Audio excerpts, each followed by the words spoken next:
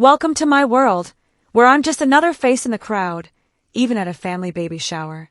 Stick around, because this story is about to get messy, raw, and maybe even a little inspiring.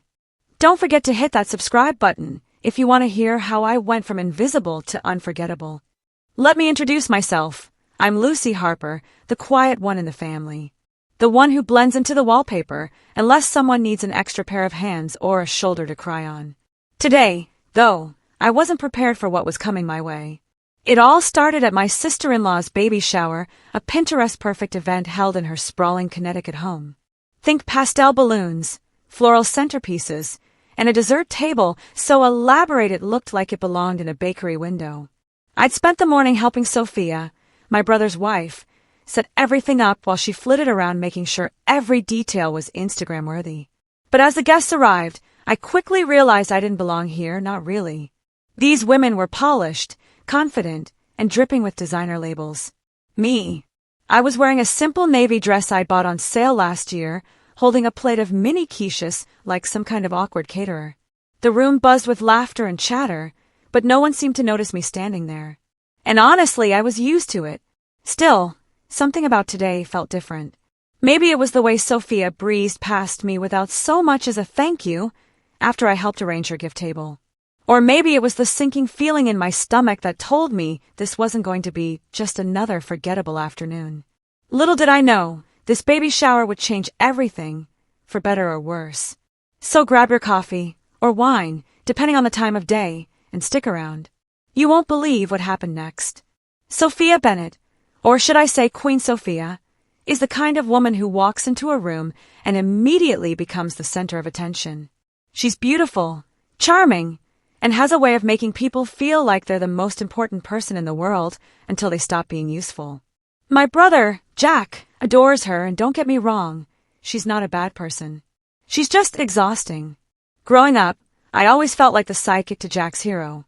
He's outgoing, athletic, and effortlessly likable, the golden child.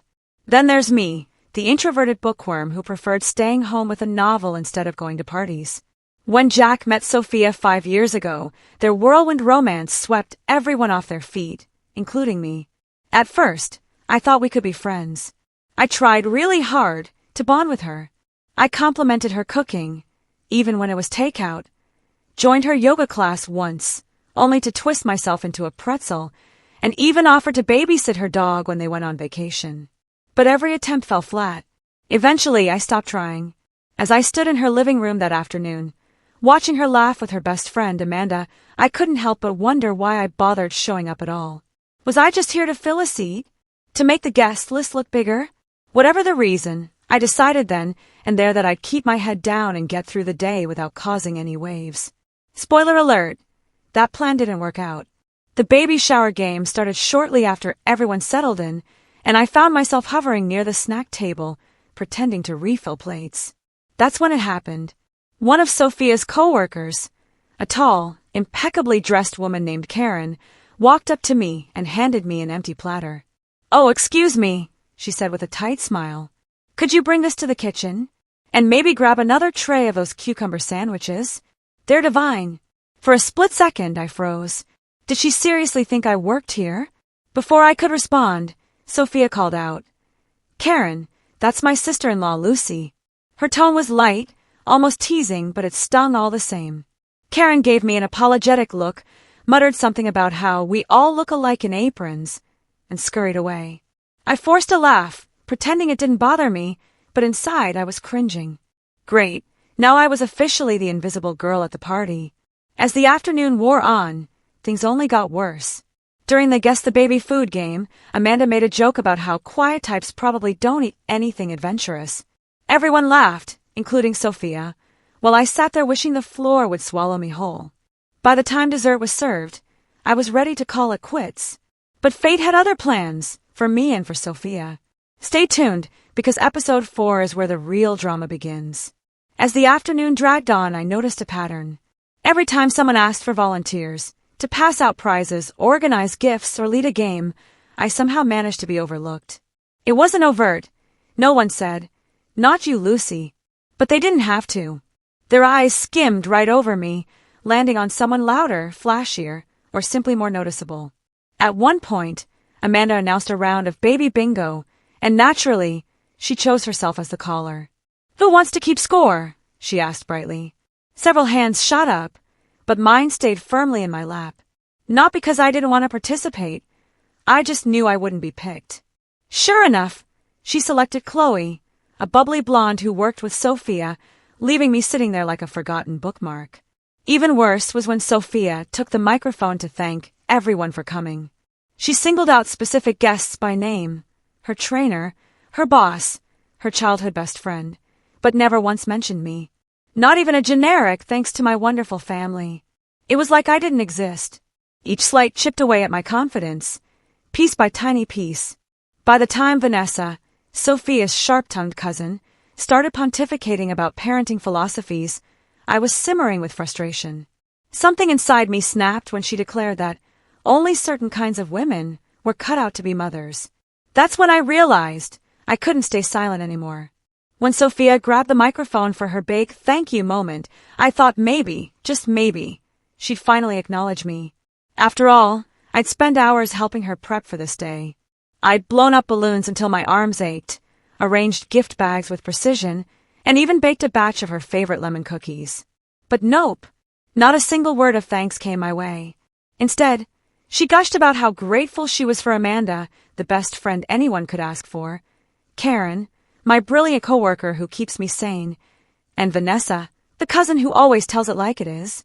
She even thanked her Pilates instructor for crying out loud. Meanwhile, I sat there feeling like a ghost haunting my own family gathering. The worst part, it wasn't just that she forgot me, it was the smug smile on her face as she rattled off names like she was reading from a VIP list. Her words weren't malicious, but they stung all the same. Each omission felt like another nail in the coffin of our already strained relationship. By the time she finished speaking, I was gripping my glass of sparkling water so tightly I thought it might shatter. My chest burned with a mix of anger and hurt, and for the first time all afternoon, I considered leaving. But then Vanessa leaned over to whisper something to Chloe, and whatever she said made them both laugh. That's when I realized I couldn't run away. If I did, nothing would change. For once, I needed to stand my ground. Vanessa had always rubbed me the wrong way. She was the kind of person who thrived on drama, tossing out cutting remarks like confetti at a parade. So when she started holding court during dessert, I should have seen what was coming. "So," she began, swirling her wine glass dramatically, "let's talk about what really matters here, being a good mother. Now, don't get me wrong, I'm sure most of us will do fine. But let's be honest, some women are just better suited for it than others." Her gaze swept the room, lingering pointedly on a younger guest, a college student who'd tagged along with her mom. The poor girl squirmed in her seat, clearly uncomfortable. "For example," Vanessa continued, her voice dripping with condescension, "you need resources, connections, and let's face it, a certain lifestyle to raise a child properly. Otherwise, well," she trailed off with a shrug, letting the implication hang in the air. I clenched my fists under the table, my heart pounding. Who did she think she was, deciding who was worthy of motherhood? Sure, I didn't have her money or status, but I knew plenty about love, sacrifice, and doing whatever it takes to care for someone. As the murmurs of agreement rippled through the crowd, I felt something inside me shift. Enough was enough. I didn't know exactly what I was going to say yet, but one thing was clear.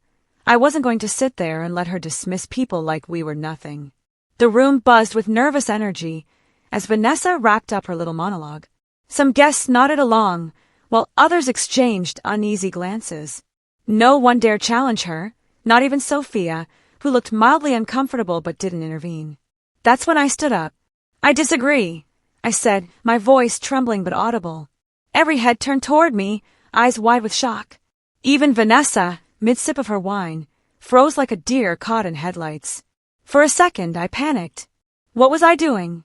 This wasn't me. I didn't make scenes or draw attention to myself. But then I remembered how invisible I'd felt all day, how small their words had made me feel. And suddenly, staying silent seemed worse than any embarrassment I might face.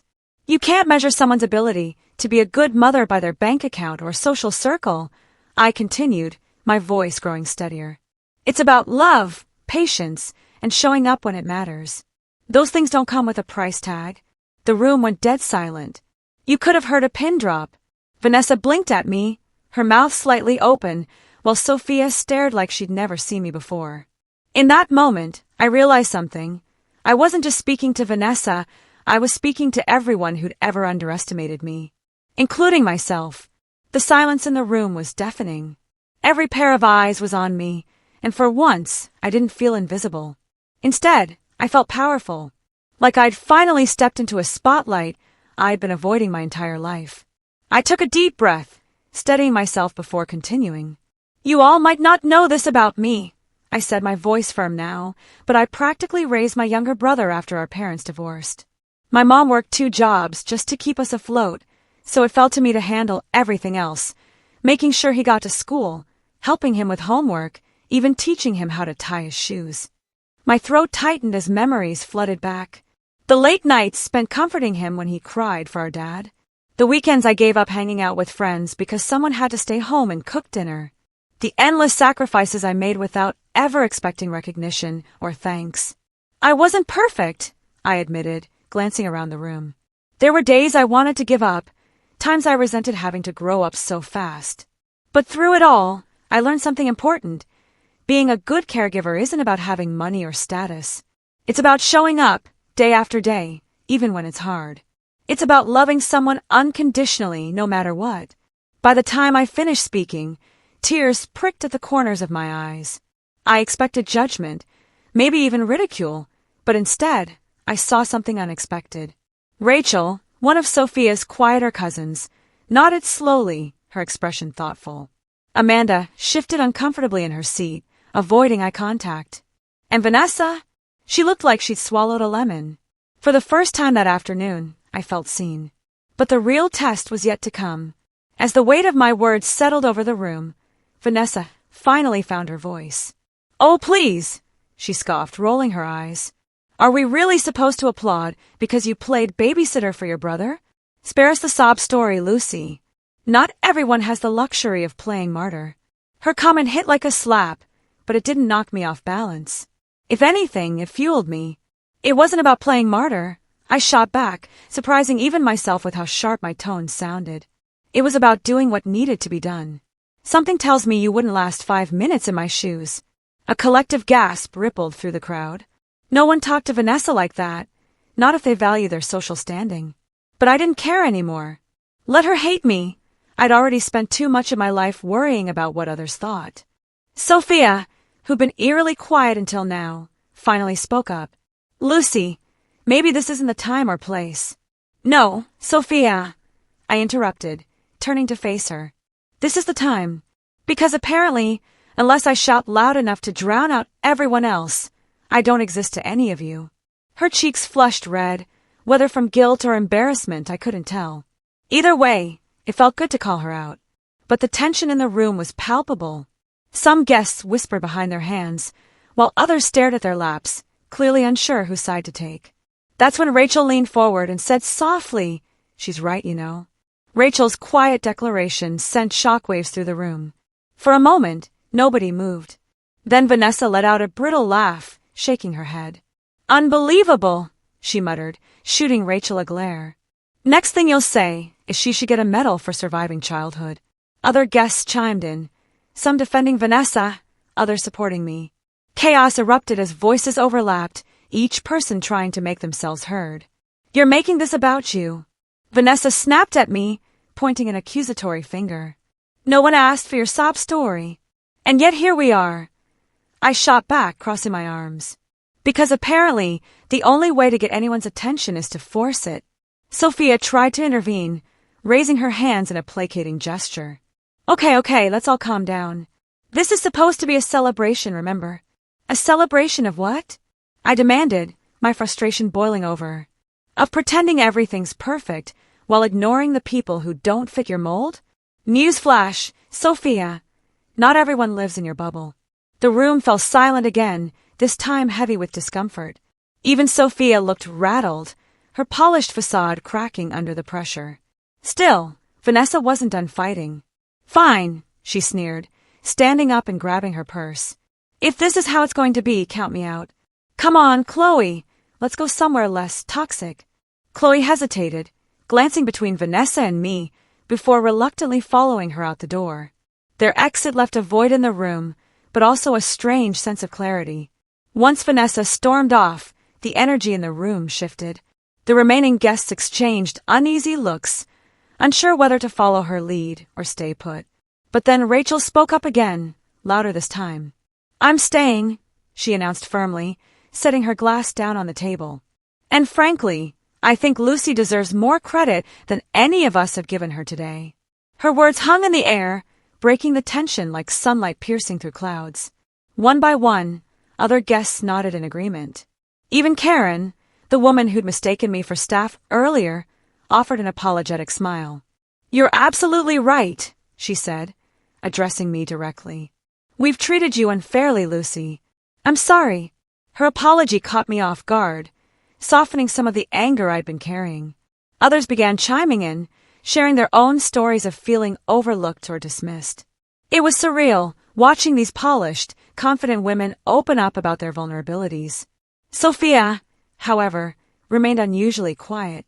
She hovered near the dessert table, fidgeting with a napkin as if unsure what to do next. Finally, she approached me, her expression conflicted. "Can we talk outside?" she asked quietly. I hesitated, unsure whether I trusted her intentions. But something in her tone told me she meant it. Nodding, I followed her onto the patio, bracing myself for whatever came next. The cool autumn breeze hit my face as I stepped onto the patio behind Sophia. The sun had dipped low on the horizon, casting long shadows across her perfectly manicured garden. She stood with her back to me, arms crossed tightly over her chest, staring out at the fading light.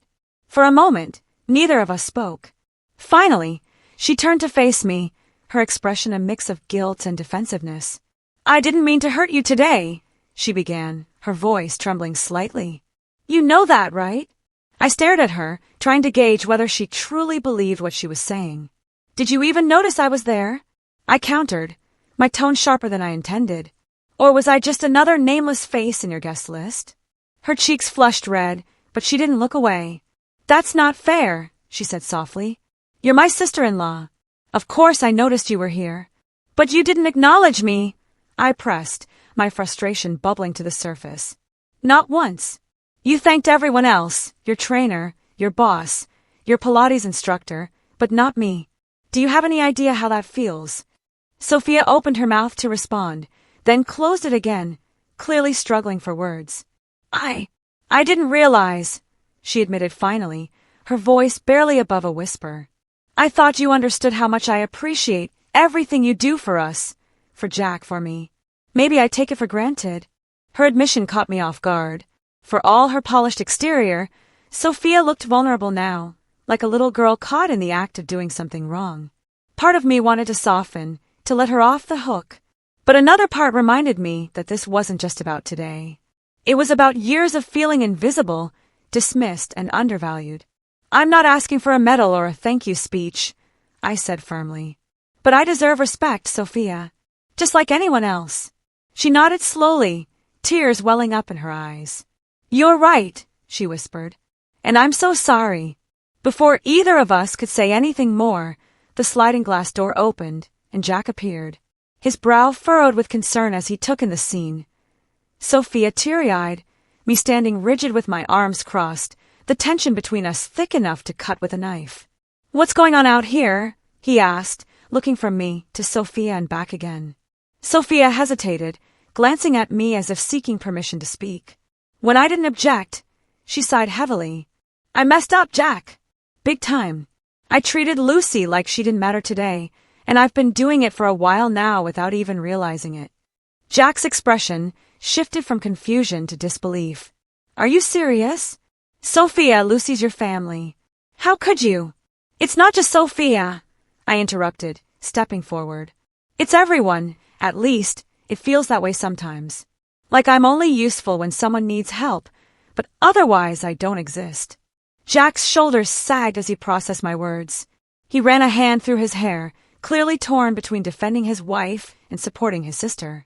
Finally, he looked at both of us, his gaze steady and unyielding. "This has to stop," he said firmly.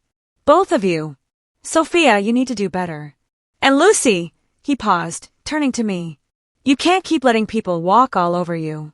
Stand up for yourself, even if it makes them uncomfortable. Especially if it makes them uncomfortable. His words hit home harder than I expected. For so long, I'd relied on Jack to smooth things over, to play peacemaker whenever tensions arose. But now, for the first time, he was telling me to fight my own battles, and backing me up while I did it. Back inside, the mood had shifted dramatically. Some guests lingered near the dessert table, chatting quietly, while others sat awkwardly on the couches, unsure whether to leave or stay. When Jack, Sophia, and I re-entered the room together, every eye turned toward us. Sophia cleared her throat, nervously before addressing the group. Hi everyone, she began, her voice shaky. I owe all of you, and especially Lucy, an apology. A murmur rippled through the crowd as heads swiveled in my direction. I felt exposed, like I was standing under a spotlight again, but this time, it wasn't just me speaking up. It was Sophia owning her mistakes. I haven't treated Lucy with the respect she deserves, she continued, her voice gaining strength. And honestly, I haven't treated many of you the way I should either. I've been selfish, focused on appearances instead of relationships, and I'm sorry for that. The room went silent, the kind of silence that comes when people are processing something unexpected. Then Rachel raised her hand slightly, almost shyly. For what it's worth, she said, I think we've all been guilty of overlooking people who don't fit our expectations. Today was a wake-up call for me too. Her comment sparked a chain reaction. One by one, other guests began sharing their thoughts, some admitting they judged me unfairly, others reflecting on moments when they'd felt similarly dismissed. It was surreal, watching these women open up about their insecurities and regrets. Even Vanessa, who'd returned after storming out earlier, reluctantly joined the conversation. Okay, fine, she muttered, crossing her arms defensively. Maybe I was out of line before. Happy now. Her half-hearted apology earned a few chuckles, easing some of the lingering tension. Still, the atmosphere had fundamentally changed. What started as a superficial baby shower had morphed into something deeper, messier, and infinitely more real. As the group discussion wound down, Vanessa made one final attempt to regain control of the narrative. Standing near the fireplace, she smirked at me, her sharp features illuminated by the flickering flames. You know, Lucy, she drawled, loud enough for everyone to hear. You might have won this round, but don't expect a standing ovation every time you decide to air your grievances. Some of us still value tact over tantrums. Her jab sent a ripple of discomfort through the room. A few guests exchanged uneasy glances, clearly unsure whether to defend me or side with Vanessa. Even Sophia looked conflicted, torn between her loyalty to me and her fear of crossing Vanessa. But I refused to let her bait me. Instead, I smiled, a genuine, unshakable smile, and met her gaze head-on. Funny, I replied calmly. I always thought tact meant treating people with basic decency. Guess I was wrong. The room erupted in laughter, breaking the tension completely. Vanessa's smug expression faltered, replaced by a flash of irritation. Without another word, she grabbed her purse and stormed out for the second time that day, slamming the door behind her. This time, no one followed her. After Vanessa's dramatic exit, the energy in the room shifted again. The remaining guests lingered for a few more minutes, exchanging hugs and heartfelt goodbyes before slowly filtering out. By the time the last person left, the house felt eerily quiet, like the calm after a storm. Sophia and I stood in the living room, surrounded by half-empty plates, crumpled napkins, and the remnants of what had been an unforgettable afternoon. For a moment, neither of us spoke. Then Sophia broke the silence. Lucy, she began, her voice soft but steady.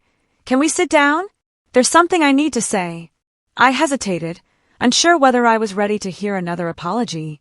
But something about her tone told me this wasn't just another attempt to smooth things over, it was real. Nodding, I followed her to the couch, where we sat facing each other like two opponents negotiating a truce. I want you to know how sorry I am, she said, her eyes glistening with unshed tears. Not just for today, but for everything. For taking you for granted, for making you feel invisible, for not seeing how much you do for this family. I've been so focused on being perfect that I forgot to actually be present for you, for Jack, even for myself. Her words were raw, vulnerable, and achingly honest. It was the first time I'd ever seen Sophia without her armor, stripped of the confidence and charm she usually wore like a second skin. "I don't expect you to forgive me right away," she continued, her voice trembling now. "But I promise I'm going to try harder to be better. To treat you like the incredible woman you are, instead of pretending you're someone else." Her apology hit me like a tidal wave, washing away years of resentment and hurt. I didn't trust myself to speak at first, so instead, I reached out and took her hand. She squeezed it tightly, her gratitude evident in the way her shoulders relaxed. "You mean it?"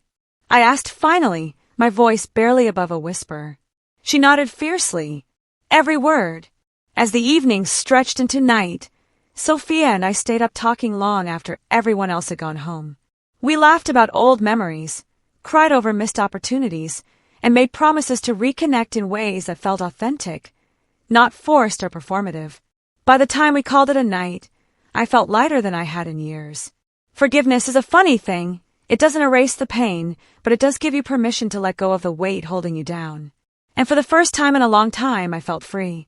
The next morning, as I drove back to my apartment, I couldn't help but reflect on everything that had happened. The baby shower had started as a disaster but ended as something entirely different, a turning point not just for me, but for my entire family. Still, I knew the road ahead wouldn't always be easy. Old habits die hard, and rebuilding trust takes time. But for once, I felt hopeful. Hopeful that I could stand up for myself without fear of judgment. Hopeful that Sophia and I could build a relationship based on mutual respect. And most importantly, hopeful that I'd finally stop hiding in the shadows. Because here's the truth. Speaking up doesn't guarantee applause, but it does guarantee growth. And sometimes, that's worth more than any standing ovation. The morning after the baby shower, I woke up feeling different. It wasn't just the lack of sleep from staying up late talking with Sophia. It was something deeper. For the first time in ages, I felt like I'd taken control of my narrative instead of letting others write it for me. But that didn't mean the doubts didn't creep in. As I sipped my coffee and scrolled through my phone, I found myself wondering if I'd gone too far.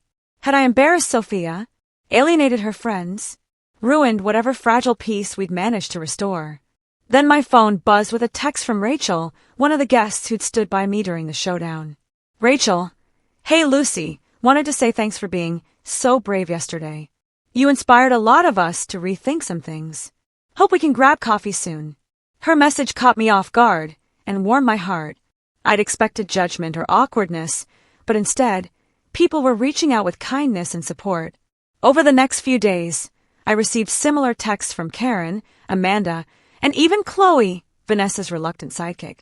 Each message reminded me that standing up for myself hadn't just changed my life, it had touched theirs too.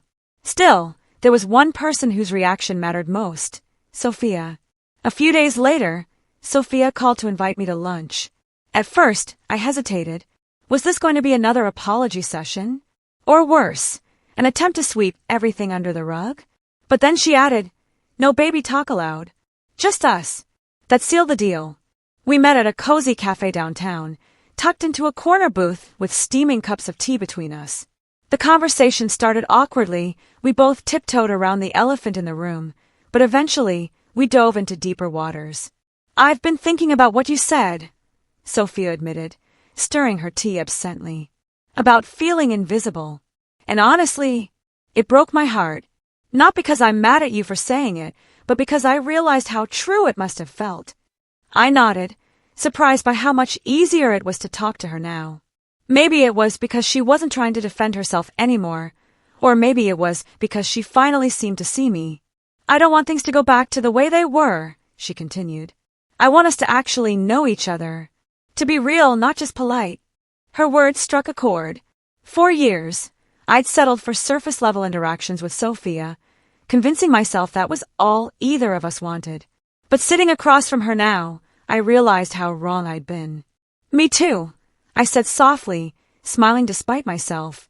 By the end of lunch, we'd made plans to spend more time together, not as sister-in-law and family obligation, but as two women genuinely interested in building a friendship.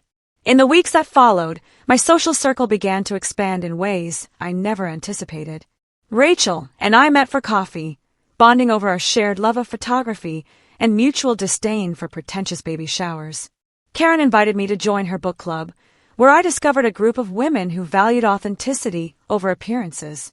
Even Amanda reached out, apologizing for her role in the day's drama and inviting me to a yoga class she taught. But the biggest surprise came from Chloe. Remember Vanessa's sidekick? Turns out, she'd been itching to break free from Vanessa's shadow for years. One afternoon, she showed up at my door with a bottle of wine and a nervous smile. "I owe you an apology," she blurted out before I could even invite her in. "For following Vanessa's lead instead of standing up for myself. Watching you speak your mind gave me the courage to start doing the same." We ended up spending hours talking, swapping stories about toxic relationships, and learning to set boundaries. By the time she left, I felt like I'd gained not just an ally, but a potential lifelong friend. These new connections reminded me of something important. Vulnerability isn't weakness, it's strength. And sharing my truth had created space for others to share theirs. As the weeks turned into months, I noticed subtle shifts in my life. For starters, I stopped caring so much about what others thought of me. Whether it was declining an invitation to a party I didn't want to attend or speaking up during meetings at work, I began asserting myself in ways I never had before. I also rediscovered passions I'd abandoned years ago. Inspired by Rachel's photography hobby, I signed up for a local art class. Painting became my escape, a way to process my emotions and express myself without words. To my surprise, I wasn't half bad at it either. Most importantly, I learned to embrace my quiet nature instead of seeing it as a flaw. Being introverted didn't make me weak. It made me observant, thoughtful, and deliberate. Those qualities weren't liabilities, they were strengths. Looking back, I realized the baby shower hadn't just been a turning point for my relationships with Sophia and others, it had been a catalyst for personal growth. Standing up for myself that day had ignited a spark inside me, one that refused to dim. Sophia and I didn't become best friends overnight. There were still moments of tension, especially when old habits resurfaced. Once, she accidentally referred to me as Jack's sister in front of her coworkers, which stung more than I cared to admit. But instead of bottling it up like I used to, I called her out, gently but firmly. To her credit, she apologized immediately. "You're right," she said, looking genuinely contrite. "That was careless of me. Let's try again." It wasn't perfect, but it was progress. Slowly but surely, we built a foundation of mutual respect and understanding. She started including me in decisions, not as an afterthought, but as an equal partner. When her baby arrived 6 months later, she asked me to be one of the godparents, a gesture that meant more to me than she probably realized. Our relationship wasn't without its challenges, but it was real. And for the first time in years, I felt like I truly belonged in my own family. There's a quote I stumbled across in one of Rachel's photography books. "Courage doesn't always roar. Sometimes it's the quiet voice at the end of the day saying, 'I'll try again tomorrow.'" That line resonated with me deeply because it perfectly captured my experience over the past few months. The baby shower was a turning point, but the real growth happened afterward, in the small, everyday choices I made to show up for myself and others. I learned that standing up for yourself isn't about being loud or confrontational, it's about refusing to shrink, even when the world tries to make you feel small. One of the biggest lessons I took away was this: invisibility is a choice. For years, I let people overlook me because it felt safer than risking rejection or judgment. But staying silent didn't protect me, it isolated me. Speaking up, on the other hand, opened doors I didn't know existed. It connected me with people who valued authenticity, inspired me to pursue passions I'd abandoned, and gave me the confidence to set boundaries without guilt. Another lesson? Forgiveness isn't about forgetting, it's about choosing to move forward. Sophia and I will never have a perfect relationship, and that's okay. What matters is that we're both committed to doing better for ourselves and for each other. Most importantly, I learned to stop comparing myself to others. For so long, I'd measured my worth against Sophia's charisma, Vanessa's sharp wit, or Amanda's social savvy. But none of those things defined me. My strength lay in my ability to listen, to empathize, and to stand firm in my truth, even when it scared me. A few months after the baby shower, Rachel invited me to another gathering, this time a casual brunch with some of the women who'd attended Sophia's event. At first I hesitated. Would they still see me as that girl who caused a scene? Or worse, would they treat me differently now? But when I walked into the restaurant, I was greeted with warm smiles and genuine hugs. "We're so glad you came," Rachel said, pulling out a chair for me. "You've inspired all of us to be more honest with ourselves and each other." Her words caught me off guard, but they also filled me with pride. In speaking my truth, I hadn't just changed my own life, I created space for others to do the same. Over brunch, we shared stories of personal growth, vulnerability, and resilience. Karen talked about setting boundaries at work, while Amanda confessed she'd finally confronted a toxic friendship. Even Chloe chimed in, sharing how she'd started pursuing her dream of becoming a writer. It was surreal, watching these women celebrate their progress and knowing I'd played a part in it. For once, I didn't feel like an outsider looking in. I belonged. That day reminded me of something important. Authenticity is contagious. When you're brave enough to show up as your true self, it gives others permission to do the same. And that's a gift worth giving. As I sit here writing this final episode, I'm struck by how far I've come since that fateful baby shower. Back then, I was invisible, not because no one saw me, but because I refused to be seen. Now, I know my worth isn't determined by likes, applause, or approval. It's determined by the way I choose to show up in the world, authentically, courageously, and unapologetically. If there's one piece of advice I could give anyone reading this, it's this. Don't wait for someone else to validate you. Speak your truth, even if your voice shakes. Stand your ground, even if it makes others uncomfortable. And above all, remember that you deserve to take up space, not just in the background, but front and center. Will life always be easy? No. Will people always understand you? Probably not. But here's the beauty of it. You don't need their permission to shine. So thank you for sticking with me through this wild ride.